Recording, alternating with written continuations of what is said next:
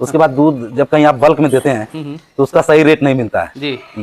ये मेजर समस्या है अमूमन जितने भी डेयरी फार्मर्स बड़े। पंजाब वाली का रिजल्ट अगले दूसरे साल में जाके बेहतर मिला, क्योंकि एक ब्याज तो उसका सेटल होने में निकल गया। तो उसका जैसे पीक नहीं पकड़ पाती, जैसे जो अक्टूबर में गाय दी है बच्चा अगर 25 दे रही है, अगर वही गाय अक्टूबर के बजाय जून में बच्चा दी है तो 18 एनर्जी अगर उस तरह से बैलेंस नहीं मिलेगा तो उसका रीमन डिस्टर्ब होता है, वो मेन कारण होता है। अच्छा। अगर आपको बैलेंस फीड नहीं मिल रहा है, अगर बैलेंस दाना अगर 25 से ऊपर वाली हैं, साइलेज भी आपके तब 2.5 किलो दे सकते हैं, मतलब कि साइलेज है तो 1 किलो आप दाना कम कर सकते हैं। तो उसको हम लोग देते हैं क्यूराजान फोर्ट। अच्छा।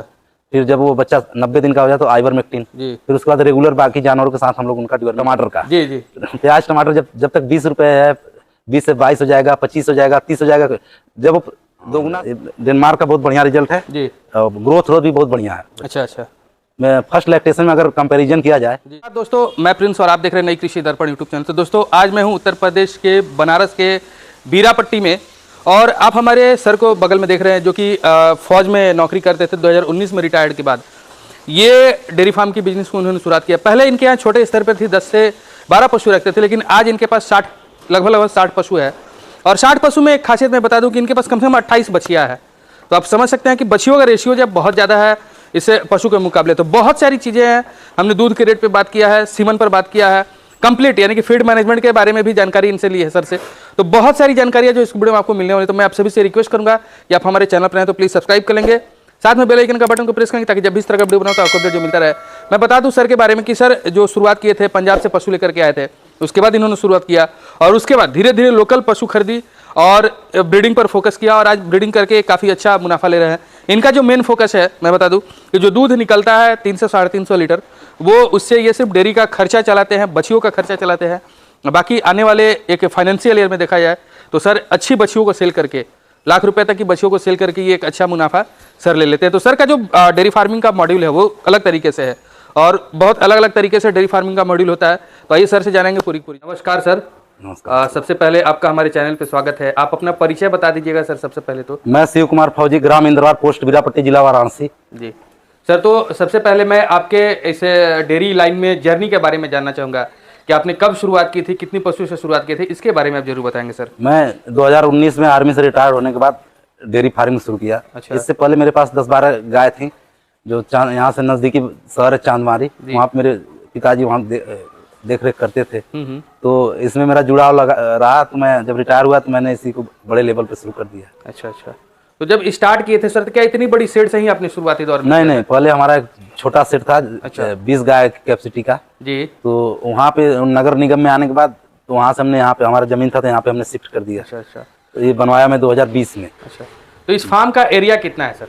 इस फार्म का एरिया पूरा 1.5 बीघा है। अच्छा। ये शेड जो है हमारा जी, शेड लगभग डायमेंशन इसका है 80 फीट लंबाई और 42 फीट चौड़ाई। अच्छा। 3200 स्क्वायर फीट में। अच्छा। तो 80 कितना आपने 42 फीट बताया? हाँ जी। तो 42 फीट में जैसे एक गाय का रखने का जगह आपने कितना? जैसे गाय के लिए मैंने 12 फीट का स्पेस रखा है। अच्छा, 12 फीट का दोनों साइड में? हाँ 12। और बीच वाला कितना जगह आपका होगा सर? वो 6 फीट का जगह है। हाँ। और ये हाइट आपका कितना होगा सर? सेंटर से जो हाइट है हमारा 25 है और किनारे 20 है। अच्छा। तो सर जैसे आप इस तरह का शेड अगर आप बनवाते हैं तो लगभग कितना खर्चा आ जाएगा अगर देखा जाए तो सर? अभी का टाइम में 2024 का टाइम में जब मैं बनवाया था उस टाइम तो शेड केवल शेड बनाने में 7.5 लाख रुपए लगे थे। अच्छा। तो अभी तो ज्यादा ही आएगा। बिल्कुल। और उसके बाद अब हम आपसे जानना चाहेंगे, जैसे आप स्टार्ट किए थे यहाँ इस बड़े लेवल पे आए, छोटे लेवल पे तो सर बहुत सारे हमने वीडियो भी बनाया है, लोगों को काफी कम परेशानी होती है। आप बड़े लेवल पे आए तो आपको क्या परेशानी हुआ, इसके बारे में हमारे दर्शकों को जरूर बताइएगा सर।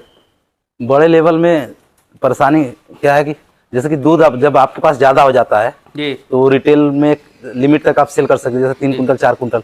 उसके बाद दूध जब कहीं आप बल्क में देते हैं तो उसका सही रेट नहीं मिलता है जी। ये मेजर समस्या है अमूमन जितने भी डेयरी फार्मर्स बड़े हैं, या कहीं भी बल्क में देते हैं। जैसे आज भी अब करंट रेट हमारे 2 मित्र हैं उनसे बातचीत हुई थी कि अमूल भी अगर अच्छा फैट है तब भी 33-34 रुपए से ऊपर नहीं दे रहा है। अच्छा। और आप इस समय जो महंगाई है उस हिसाब से आपका 1 लीटर दूध का प्रोडक्शन ही आपका 32-33 रुपए हो जा रहा है जी। हाँ। तो कहीं ना कहीं दूध का रेट मतलब बढ़ना चाहिए बल्क में या अमूल में, जहाँ कम से कम बल्क में आपका 42-43 रुपए लीटर होना चाहिए दूध का। अच्छा। हाँ। तो एक तो आपने बताया कि सर दूध बेचने में परेशानी, दूसरी जो समस्या है जैसे गाय के रख रखाव या स्टार्टिंग में आपको क्या फेस करना पड़ता है इसके बारे में? जैसे दूसरा जैसे कि अब मैन पावर आपके पास अच्छा होना जी। चाहिए, ज्यादा जानवर होने से मैन पावर ठीक होना चाहिए, हरे चारे की उपलब्धता होनी चाहिए जी। और अच्छे नस्ल के हैं तो साइलेज वगैरह की भी उपलब्धता करिए। हाँ। हाँ, बड़े लेवल पे थोड़ा सा किसी भी चीज को बड़े स्तर पे ही करना पड़ता है। हाँ। तो अब हम आपसे जानना चाहेंगे, जब यहाँ पे आए थे तो स्टार्टिंग में कितनी पशु लेकर के आए थे सर? वहाँ पे उस टाइम मेरे पास 15 थी, वही 11 से 15 के बीच में थी। अच्छा, यहाँ पर भी 11 से 15। हाँ। खरीदारी कहाँ से किए थे? वो शुरू में तो हमने 8 पंजाब से मंगाया था जी।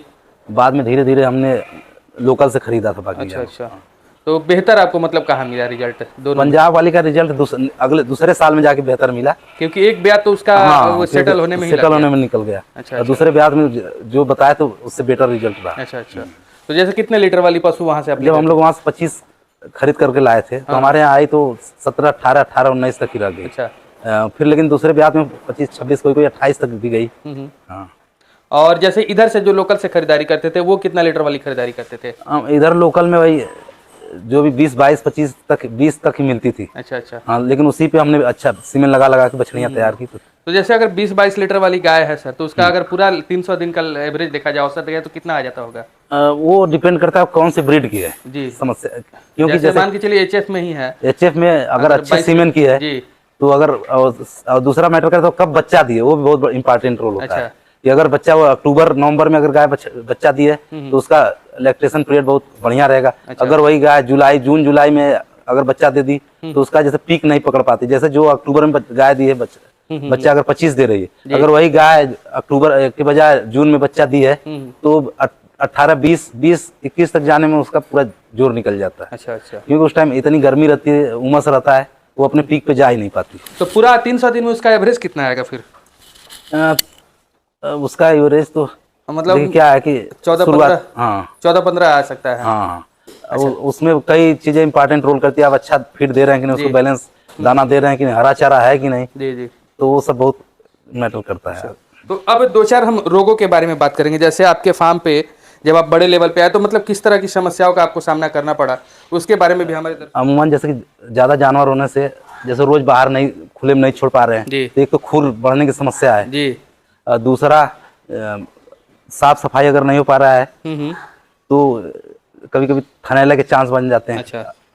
और बाकी तो मेरे को तो बहुत उस तरीके का कोई फेस नहीं करना पड़ा। हाँ, क्योंकि थोड़ा हम लोग टेक्निकली ले करके चलते हैं तो ये सब समस्या नहीं होती। अच्छा। तो मेस्टाइटिस जब होता था तो सर किस तरह से उसका उपचार कराते थे, डॉक्टर द्वारा या खुद के द्वारा, कैसे? मेस्टाइटिस जब पहले होता था तो जानकारी कम थी कि मेन मेस्टाइटिस होने का कारण होता है आप क्या खिला रहे हैं पशु को।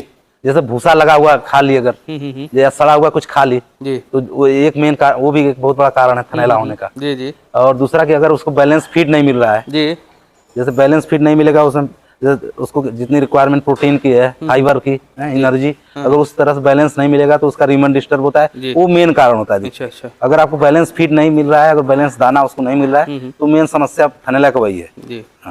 और जी बताइए। कोशिश करना है कि अच्छे दाना उपलब्ध कराएं जानवरों को, या अच्छे पशुपालक या बड़े डेयरी फार्मर यूज कर रहे हैं जी तो हमसे ज्यादा एक्सपीरियंस होल्डर तो उन जो यूज कर रहे हैं उनसे बातचीत करिए, अच्छा दाना दीजिए। अब मैं माँ डेयरी का फीड यूज कर रहा हूँ, बिल्कुल और बहुत बढ़िया रिजल्ट है जी। और जो बॉडी स्कोर भी अच्छा मेंटेन है, दूध में भी अच्छा मेंटेन है, तो ऐसे दाना देना। देखिए जी, तो अब हम आपसे ये जानना चाहेंगे, जैसे हमने सुना है सर रिपीटेशन का भी प्रॉब्लम होता है, तो क्या आपके साथ कभी शुरू से लेकर के अभी तक फेस करना पड़ा? नहीं, पहले तो बहुत समस्याएं होती थी। अच्छा की। जी। तो वो मेन कारण वही बता दिया, फीड। अच्छा, अगर आपका बैलेंस फीड नहीं है तो आपकी मेन रिपीटेशन की समस्या होगी, मेस्टाइटिस की होगी, और कई सारी बीमारियां जैसे आए दिन बुखार से पीड़ित रहेंगी, किसी का गोबर ढीला होता रहेगा। मतलब आप सही से, अब जैसे जब से मैं माँ डेयरी का फीड यूज कर रहा हूँ, मैं फीड की बढ़ाई की बात नहीं कर रहा हूँ, बिल्कुल सच्चाई ये है कि पिछले गर्मियों में मैंने देखा बहुत लोगों के यहाँ डेयरी फार्मर के सभी संपर्क में आए दिन किसी ने जानवर को इतना टेम्परेचर से बुखार से पीड़ित हुआ, लेकिन हमारा एक जानवर भी गर्मी में भी बीमार नहीं हुआ। अब जब से बस 3 महीने में हमारा अमूमन दवा लगता है, कीड़ी की दवा बस यूज करते हैं, बाकी दवाइयों से मुक्ति मिल गई है। अच्छा।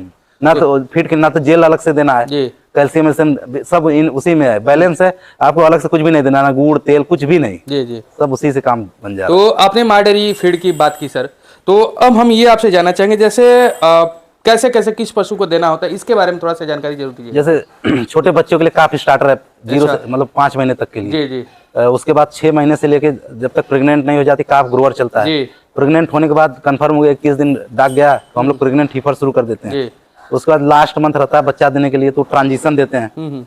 बच्चा देने के बाद हम लोग 12 दिन तक फ्रेश आता है दाना, अच्छा वो देते हैं। उसके बाद नॉर्मल जैसे मिल्किंग वाला दाना शुरू कर देते हैं, हाई मिल्किंग। अच्छा। और जो 30 लीटर से प्लस होती है उनको हाई मिल्किंग प्रीमियम देते हैं। अच्छा अच्छा। और जिनका दूध बंद हो जाता है उनको ड्राई देते हैं। अच्छा। तो अब हम ये आपसे जानते हैं कितनी कितनी मात्रा में फीड दिया जाए, अगर कोई भी फीड हो अब तो जैसे कि मिल्किंग वाली जानवर है जी, तो उनको 400 ग्राम पर लीटर देना है और 1 किलो बॉडी मेंटेनेंस के अलग से देना है। जैसे कोई गाय अगर किसी पशुपालक की 20 लीटर दे रही है तो उस हिसाब से उसका 8 किलो दाना बना 400 ग्राम के हिसाब से, तो 4 किलो सुबह 4 किलो शाम उसका दूध का हो गया। और 1 किलो बॉडी मेंटेनेंस के लिए मतलब आधा किलो सुबह आधा किलो शाम दे सकते हैं, 4.5 सुबह 4.5 शाम। अच्छा अच्छा जी। तो बहुत सारे समस्याएं हमने सर डेयरी फार्म में देखा है ऐसा कि फीड देने के बाद भी, अच्छी फीड वगैरह देने के बाद भी कभी कभी हमने देखा है कि जेर वगैरह फंसने का समस्या आता है या बच्चा सही से नहीं निकल पाता है, इस तरीके की भी समस्या है। तो ऐसा क्यों होता है सर? उसमें क्या है कि जो लास्ट मंथ होता है जी, ट्रांजिशन फीड अगर नहीं दे पा रहे हैं तभी ये ट्रांजिशन देने के बाद तो ये समस्याएं नहीं आती हैं। अच्छा, ट्रांजिशन कितने दिन देना होता है? ट्रांजिशन लास्ट 9वें महीने में 25 से 30 दिन तक अच्छा देना है। 25 से 30 दिन तक। अगर देखा जाए तो कितनी कितनी मात्रा में ट्रांजिशन को चलाया जाएगा सर? हाँ, तो जैसे 20 लीटर प्लस है, 20 से 25, 2.5 किलो सुबह 5 किलो देना है, दोनों समय मिलाकर 2.5 किलो सुबह 2.5 किलो शाम। जी। अगर सॉरी अगर साइलेज की उपलब्धता है अगर तो आप 2 किलो भी दे सकते हैं, 2 किलो सुबह 2 किलो शाम। अच्छा। अगर 25 से ऊपर वाली हैं साइलेज भी आपके तब 2.5 किलो दे सकते हैं, मतलब कि साइलेज है तो 1 किलो आप दाना कम कर सकते हैं। तो ड्राई कितने दिनों तक रखना फिर पड़ेगा? ड्राई 60 दिन तक। 60 दिन तक? हाँ। तो ये तो एचएफ गाय है सर 25-30 लीटर की, ये तो कभी मतलब ड्राई होती नहीं होगी? नहीं, ड्राई जैसे उस टाइम क्या करते हैं जब आपका 7वां महीना शुरू होता है तो तभी से आपको ड्राई करना शुरू करना पड़ेगा। अच्छा। जैसे उनको दाना कम कर दीजिए जी। उसके बाद धीरे धीरे उनको एक समय पर लाइए, फिर भूसा पे रखिए। बस केवल जब छोड़ना होता है लास्ट वीक में हम लोग क्या करते हैं 7-8 दिन केवल भूसा देते हैं। जी जी। सूखा भूसा देने से क्या होता है कि उनका दूध बड़े जल्दी टूट जाता है। फिर धीरे धीरे उनको ड्राई फीड शुरू करते हैं। अच्छा। एक मतलब आधा किलो सुबह आधा किलो शाम। जी जी। फिर धीरे धीरे दूसरे तीसरे दिन से 1-1 किलो करते हैं। फिर चौथे पांचवें दिन 2-2 किलो 2.5 किलो पे ला करके उसको 1 महीना 1.5 महीना चलते हैं। तब ट्रांजिशन का डेट आ जाता है तो फिर उसी हिसाब से आधा किलो सुबह शाम बढ़ा करके ट्रांजिशन शुरू कर देते हैं। तो प्रेग्नेंट होने से सॉरी बच्चा देने से पहले क्या वो बिल्कुल ड्राई हो जाता है कि 2-4 लीटर दूध निकलता भी रहता है उनसे? बच्चा देने से पहले ड्राई जैसे कंप्लीट ड्राई हो जाती है? कंप्लीट ड्राई करना जरूरी है। अगर दूध रहता है तो थनैला का कारण बन जाता है। अच्छा। तो उनको कंप्लीट ड्राई करके उसको बाद में उसमें ट्यूब चढ़ाना बहुत जरूरी है। जैसे अगर आधा लीटर 1 लीटर रहता है तब ट्यूब चढ़ा दिया जाए। अच्छा अच्छा। जिससे कि थनैला ना हो। जी। नहीं गाभिन पे थनैला हो जाता है तो बहुत समस्या होती है, क्योंकि पशुपालक सोचेगा कि उभर रही है गाभिन की वजह से थन फूल रहा है और उसी में थनैला हो जाएगा, किसान को पता ही नहीं चलेगा। अच्छा। जब बच्चा दे देगी तब देखेगा कि पस आ रहा है या दूध ही नहीं आ रहा है, ये सब समस्याएं हो जाती है। तो अब हम ये आपसे जानना चाहेंगे, जैसे अब मैनेजमेंट में ही एक पार्ट आता है डिवॉर्मिंग कराना, तो डिवॉर्मिंग कितने दिनों पर कराते हैं, किस पशु को कैसे कराते हैं, थोड़ा सा इसके बारे में भी जानकारी आप। डिवॉर्मिंग देखिए जैसे छोटे बच्चे हैं, छोटे बच्चे से जैसे बच्चा जब 7 दिन का हो जाता है, अच्छा वेट है उसका 30 किलो, तो हम लोग उसको पिपराजिन देते हैं फर्स्ट में। फिर 15 दिन पे उसको एल्बोमार कर दे देते हैं। फिर जब 1 महीना का आता है हो जाता है बछड़ा जो भी, तो उसको बेनिमिन एक टैबलेट आता है, छोटे छोटे 4 टैबलेट होते हैं वो देते हैं। फिर जब 60 दिन का हो जाता है तो उसको हम लोग देते हैं क्यूराजान फोर्ट। अच्छा।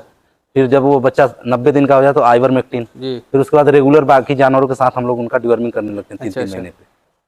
तो जैसे 3 महीने पे? जी जी। तो हमने सुना कि डिवॉर्मिंग कराने के बाद सर लीवर थोड़ा हाँ, लीवर टॉनिक उनको देना चाहिए, देना पड़ता है। हाँ, उसका ज्यादा नहीं, जैसे 4-5 दिन तक भी चला देंगे तो ठीक हो जाता है। अच्छा। क्या होता है डिवर्मिंग जो वार्म जब डेड होते हैं तो उनके साथ भी उनका रूमन भी मतलब ये डेड वो क्या होता है इफेक्ट होता है और लोड पड़ता है लीवर पे, जिसकी वजह से उनको लीवर टॉनिक देकर के लीवर को थोड़ा अच्छा किया जाए, जिससे कि अच्छे से वो खा पी सके। समझ गया सर। तो अभी आपका मतलब टोटल पशु कितना है सर? टोटल कुल 58 है। अच्छा, वो सेक्शन मतलब कौन सा है? वो उधर वो साइड जो प्रेग्नेंट है और जो कम दूध वाली है। अच्छा, कम दूध वाली और वो आपको प्रेग्नेंट वाली है। जी। इधर पूरी मिल्किंग है। अच्छा, इस साइड वाली सारी मिल्किंग में है। जी जी। तो मिल्किंग में टोटल आपके यहाँ सर कितनी है और प्रेग्नेंट वगैरह में अभी कितनी है सर टोटल? मिल्किंग में अभी हमारे यहाँ वही लगभग 30 के आसपास है। 30 के आसपास है। और ये प्रेग्नेंट में? प्रेग्नेंट में इस वो टाइम भी लगभग उसी 15-16। हाँ 15-16। और बाकी बछिया कितनी आपने रख रखी है अभी? बछड़ियाँ 28 हैं। तो 28 बछिया सर, और ये मतलब लगभग 40 है पशु। हाँ हाँ। तो मतलब नहीं लगता कि ये बहुत ज्यादा है संख्या, बच्चे पशु के अनुसार जो है बच्चियों की संख्या ज्यादा है? हाँ ज़्यादा है, लेकिन क्योंकि मैं ब्रीडिंग पे, मेरा मेन फोकस ब्रीडिंग है। अच्छा अच्छा। तो मैं इसलिए बछड़ियों पे ज़्यादा फोकस करूँगा। सब सेक्सुअल यूज किया पहले, तो जिससे बछड़ियों की संख्या बढ़ गई है। तो इससे तो आपको मतलब एक्स्ट्रा खर्चा भी करना पड़ता होगा फिर तो? हाँ एक्स्ट्रा, मतलब अपने घर से नहीं लगाना पड़ रहा है। अच्छा, घर से नहीं लगाना पड़ा, इसी डेयरी से ही मतलब इसी डेयरी से ही तैयार हो रही है। अच्छा अच्छा। तो जैसे दूध का प्रोडक्शन कितना है 30 मिल्किंग में है तो? अभी हमारे यहाँ लगभग 4 कुंटल अप डाउन। अच्छा हाँ। 4 क्विंटल अप डाउन में। किस रेट से दूध बिक रहा है सर? 50 रुपए लीटर बिकता है। 50 रुपए लीटर बिक रहा है। मतलब दूध बेचने में कोई आपको इस तरीके की समस्या नहीं है। है? अगर दूध का रेट बढ़ाने का हम किसान अगर प्रयास करें तो किस तरीके से बढ़े, इस पर भी थोड़ा सा बात कर लेते तो बढ़िया है सर। देखिए हम चाहें तो कि कैसे बढ़े ये दूध का रेट? दूध का रेट क्या है कि देखिए क्या होता है जी। बाकी आप जैसे एग्जांपल मैं लेता हूँ प्याज या टमाटर का। जी जी। प्याज टमाटर जब तक 20 रुपए है, 20 से 22 हो जाएगा, 25 हो जाएगा, 30 हो जाएगा, जब वो दोगुना से जब ऊपर होता है तब लोग और बोलते हैं अरे प्याज टमाटर महंगा हो गया महंगा। लेकिन दूध अगर आज 50 का है, 52 हो जाएगा तो न्यूज पेपर टीवी सब जगह आगे दूध का रेट 2 रुपया बढ़ गया, 2 रुपया बढ़ गया। जी। तो दूध का रेट जो है बढ़ते, सोशल मीडिया हो या टीवी चैनल्स हो या सभी हंगामा करने, जबकि जब इतना मेहनत का काम है दूध पैदा करना, एक किसान सुबह 4 बजे से लेकर रात के 10 बज जाते हैं उसको। जी जी। और उसको रेट सही नहीं मिल पाता है। बात आपकी सही है सर। तो अब हम ये आपसे जानना चाहेंगे, जैसे क्या आपकी पशु समय पर हिट में आ जाती है, नहीं आती है सर? हाँ नहीं, समय पे आ जाती है। यही कारण है कि देखिए बछड़ियों का लाइन लगा हुआ है। जी वो तो मैं देख रहा हूँ सर। और कितने समय पर हिट में आती है? जैसे अगर आज बच्चा दे तो कितने टाइम के बाद हिट में आएगी? 60 से 90 दिन के बीच में कंसीव हो जाती है। अच्छा, कोई अब मतलब 5 से 10% रिपीट करती है, नहीं तो अमूमन कंसीव हो जाती है। तो सीमन किस तरह का इस्तेमाल करते हैं आप सर? सीमेन में एबीएस और डेनमार्क का अभी प्रेजेंट में इस्तेमाल कर रहा हूँ। अच्छा, तो मतलब दोनों में बेहतर अभी तक कौन आपको दिखा है सर? दोनों का अपना अपना रिजल्ट है। अच्छा। हाँ दोनों ठीक है, दोनों सही है। हाँ ठीक है। मतलब सस्ता डेनमार्क का पड़ता है, एबीएस का पड़ता है? नहीं, सस्ता डेनमार्क का पड़ता है। प्रोडक्शन भी बढ़िया है, प्रोडक्शन भी अच्छा आ जाता है उसका। तो सस्ते वाले ही इस्तेमाल करना बेहतर होगा मेरे हिसाब से। जी, क्योंकि हर एक किसान इस पर एफोर्ड भी कर पाएगा। हाँ डेनमार्क का बहुत बढ़िया रिजल्ट है जी। ग्रोथ भी बहुत बढ़िया है। अच्छा अच्छा।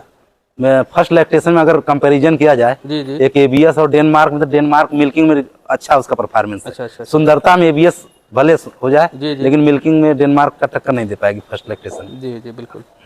चलिए सर, काफी अच्छी आपने जानकारी दी। अंततः मैं आपसे ये जानना चाहूंगा, अगर कोई युवा भाई बेरोजगार है तो क्या उसको डेयरी फार्म कैसे वो शुरुआत करे, इसके बारे में थोड़ा सा नॉलेज आप जरूर देंगे सर। हाँ, शुरुआत जैसे छोटे स्केल पे करें जी। सबसे पहले कि वो अगर शुरू करना चाहते हैं कहीं ट्रेनिंग ले जी, किसी पशुपालक से सलाह मशविरा करे, या तो जाकर एआई करना खुद सीखें जी। कई ट्रेनिंग सेंटर हरियाणा में, पंजाब में जी, जहाँ पे आपको अच्छी कोचिंग देते हैं और एआई करना सिखाते हैं, जिससे कि अगर पशुपालन में लंबे स्तर पे चलना है तो आपको एआई करना आना चाहिए। और वो प्राइमरी चिकित्सा के बारे में भी सिखाते हैं वहाँ पे। तो पशुपालन शुरू करने से पहले आपको ट्रेनिंग लेना बहुत ही जरूरी है जी जी। और जब शुरुआत करें तो 2 से या 4 गाय से शुरू करें, और कोशिश रहे कि अच्छे नस्ल की 25 से 30 लीटर वाली गाय खरीदें, और फर्स्ट या सेकंड लैक्टेशन की हो, और नीचे कम से कम अगर 4 गाय लेते हैं तो 2 गाय बछड़ी वाली हो, फीमेल काफी जरूरी है, क्योंकि वही आगे चल के धीरे धीरे तैयार होती हैं तो आगे का प्रोग्रेस होता है। चलिए सर, काफ़ी अच्छी आपने जानकारी हमारे दर्शकों को इस वीडियो में आपने उपलब्ध कराई, इसके लिए आपको बहुत बहुत धन्यवाद सर। नमस्कार सर।